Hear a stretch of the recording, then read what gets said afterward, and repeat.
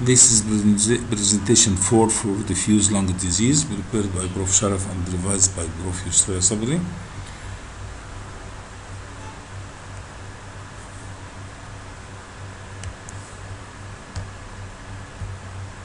We'll talk about the diffuse lung disease, or the diffuse interstitial lung diseases, or the diffuse parenchymal lung diseases of known etiology, and this forms 35% of all the interstitial lung diseases.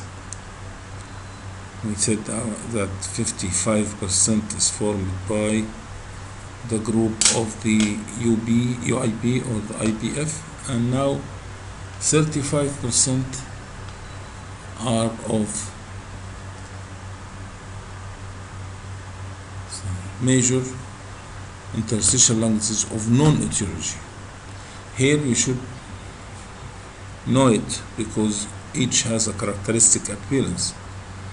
For example, pneumoconiosis in asbestos and silicosis, there is characteristic appearance. Hypersensitivity has definite history. Iatrogenic has definite history of drug or radiation.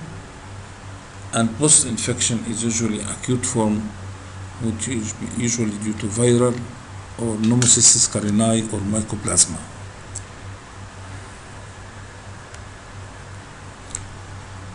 In silicosis, we should remember the term PMF, and the term PMF is due to upper and middle lung zone conglomeration of fibrosis, masses of fibrosis, conglomeration of fibrosis, resulting in what we call progressive massive fibrosis of the PMF. Of course, this was beforehand sometimes be mistaken for pulmonary arteries if they are more medial and seen in the chest X-ray, superimposed as the region of the pulmonary arteries, and also the differential include bilharzial pulmonary hypertension, where the pulmonary arteries reach very, very big aneurysmal shape, and with the advent of CT and with the advent of coronal and axial reconstruction, we were able now to differentiate between progressive massive atrophy, bilharzial cor pulmonale, and other regions. Asbestosis, of course, is different from silicosis. If we said silicosis and PMF, remember that in silicosis, the start is the rosette pattern infiltration, like this. This is a rosette pattern of nodules arranged in rosettes, like here, like there, very tiny. And then we have known now about the BMF, but in asbestosis the story is different. It is lower zonal peripheral subpleural. Lower zonal peripheral subpleural. Early we can find peribronchial fibrotic nodules, fibrosis, and late we can get thickening and pleural plaques, reticulations. More delayed, we can get traction bronchiectasis and honeycombing.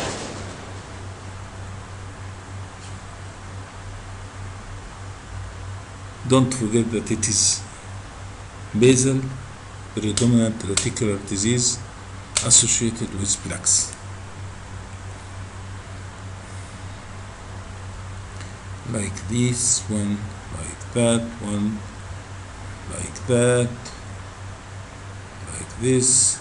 So bilateral mid and lower zonal interstitial disease with coastal pleural thickening and linear course this one, don't forget that, and that one here.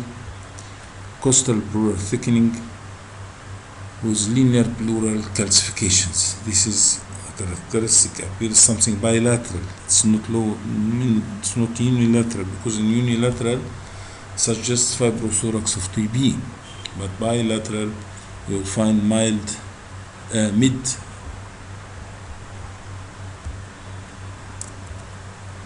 and lower zonal interstitial disease. Bilateral mid and lower zonal interstitial disease, coastal pleural thickening. You find such an appearance, that one, here and there, and here are scattered on both sides. Bilateral mid and lower zonal coastal pleural thickening with linear pleural calcifications, asbestosis. Now we will shift a little bit to another group. We talked about the inhalation pneumoconiosis. We talked about we are talking about the interstitial disease of non-etiology.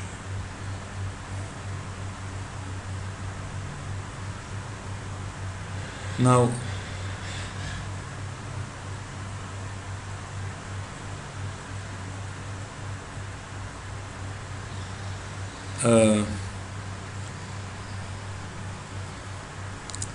this is the same as before, this table is the same as before. And now look in the third category, connective tissue disease causing interstitial lung disease, and among which is the rheumatoid, systemic sclerosis, and the amyloidosis. So what is amyloidosis? This is an example of amyloidosis, peripheral mid and lower zonal subpleural thickening. Sometimes you get tracheobronchial amyloidosis as calcification of the bronchi and trachea. What to know about amyloidosis? It is extracellular deposition of protein, which be systemic or localized. A systemic disease usually associated with multiple myeloma and any chronic inflammatory state, sometimes chronic osteomyelitis, tuberculosis, rheumatoid arthritis. Any chronic inflammatory condition could result in systemic amyloidosis, while localized form is usually senile, and it is either in the lung or the tracheobronchial. It is either diffuse parenchymal opacity or tracheobronchial submucosal nodules called amyloidomas, or less commonly diffuse thickening of the tracheobronchial tree. This is amyloidosis. So amyloidosis is either systemic, involving the whole body, and usually associated with chronic inflammation and multiple myelomas. Localized form, which is usually associated with, which is usually senile, and it's not associated with any, and there is extracellular deposition of protein in the lung, might cause these changes, peripheral subpleural reticular changes, and in the tracheobronchial amyloidosis you will find calcification along the trachea and the bronchi. Now come to drug-related interstitial group, interstitial disease, drug-related. Of course, patterns are similar to any of the interstitial lung diseases we know about. For the non-specific, the acute ARDS, the COP or the BOOP, and the hypersensitivity pneumonias, diffuse pulmonary hemorrhage, all patterns can be seen. What are the drugs? A lot of drugs. Chemotherapy agents, bleomycin, methotrexate, etc. Immunosuppressive agent, sirolimus, arava, and others. Cardiovascular agents, amiodarone. Antibiotic as the nitrofurantoin and amphotericin, sulfonamide, etc. Anti-inflammatory agents like gold. Recreational drugs, Ritalin, heroin, cocaine. Anticonvulsants like phenytoin, which can cause eosinophilic pneumonia. So we have a long list of drugs. You can choose some examples and get acquainted according to the region you are working.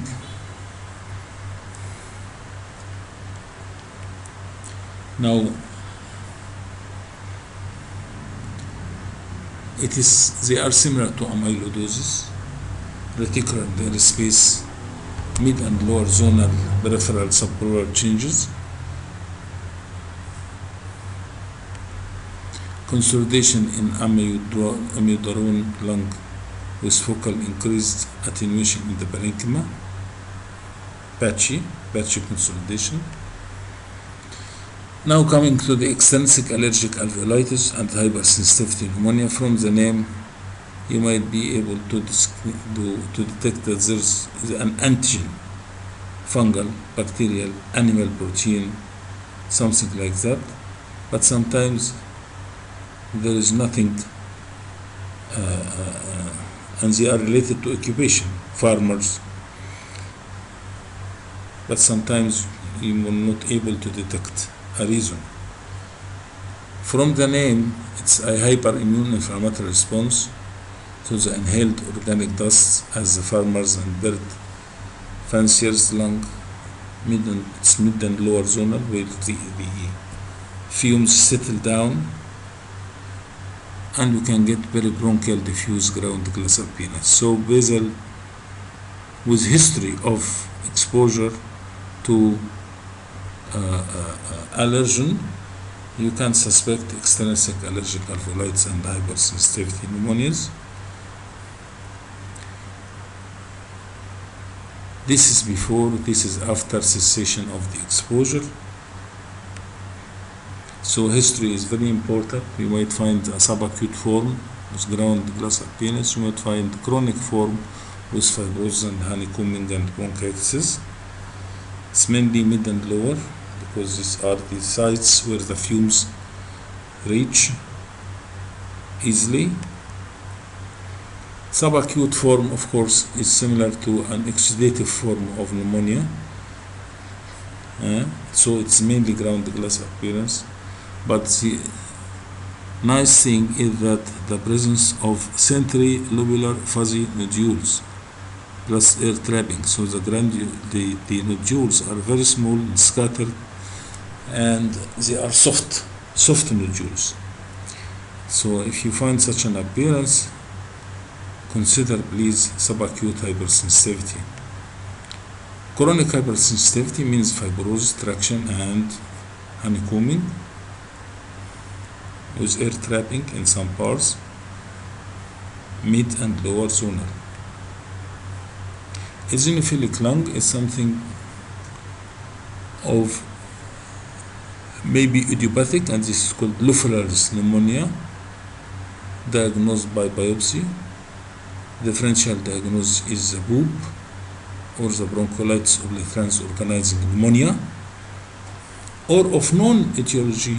And here again, search for drug, search for parasite infection or autoimmune disease like Wegener, rheumatoid, polyarthritis nodosa, sarcoid, Shark-Strass, and so on.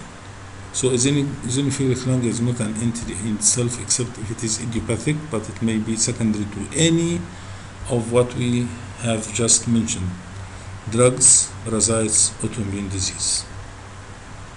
Lymphangitis carcinoma, it's known that the lymph nodes are full with malignant material, malignant cells, and thus this will extend into the lymphatics, causing beaded thickening. It's mainly central bronchovascular, but of course this will affect the periphery, subpleural and parenchyma. But the main salient feature is the enlarged lymph nodes. So we get enlarged lymph nodes in one side or both sides, in history of malignancy or deposits with different reticulations and sometimes pleural effusion. Lymphangitis carcinomatosa. This is the appearance of lymphangitis carcinomatosa.